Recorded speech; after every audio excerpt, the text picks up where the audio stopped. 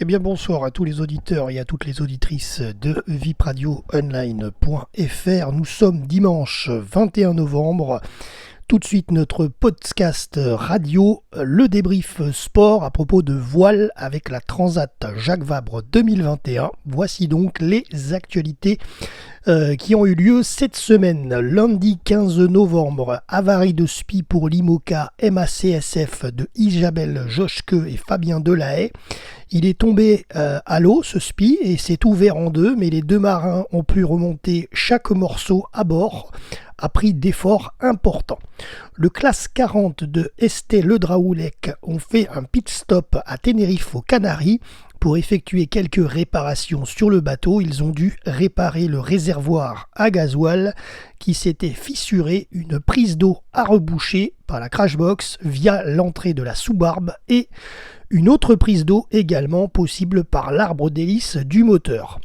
L'ultime Maxi Edmond de Rothschild de Franck Camas et Charles Caudrelier a été le premier bateau cette semaine à franchir l'équateur.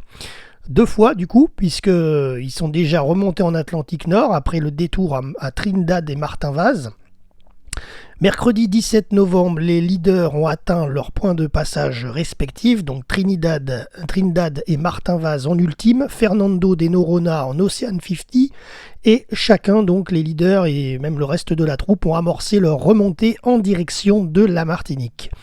Jeudi 18 novembre, abandon du classe 40 Lanzy Lanterne de Paris du Châtelet Renoir. Leurs deux spies ont été trop abîmés pour être réparés et d'autres problèmes se sont accumulés sur le bateau. Avarie pour le classe classe 40 HBF Reforest Action de Quito de Pavan et Gwen Bic. Le bout dehors a explosé sous la pression du Geneker et les Spinnaker ainsi que le code 0 ou code 5 ne peuvent donc plus être déployés. Le duo a donc pris la décision jeudi d'abandonner la course. Et donc aujourd'hui, dimanche 21 novembre, la flotte était très étalée aujourd'hui de l'est à l'ouest sur l'Atlantique. Les classes 40 sont au Cap-Vert, les Ocean 50, IMOCA et Ultime sont situés entre Fernando de Noronha et l'est de la Martinique, qui est dans le viseur. Les leaders devraient l'atteindre dans la nuit de lundi à mardi. Vous l'avez compris, d'ici 36 heures environ. Le village de la Transat est prêt à accueillir les marins dans la baie de Fort-de-France après le contournement du rocher du Diamant. Voici donc le classement ce soir, dimanche à 21h, en classe 40. Carpentier et Centure del Arco mènent la flotte située au sud-ouest du Cap-Vert. En IMOCA, Thomas Ruyant et Morgan Lagravière sont premiers entre Fernando de Noronha et la Martinique. Devant Charlie Dalin et Paul Meillat, deuxième, Jérémy Bayou et Christopher Pratt, troisième.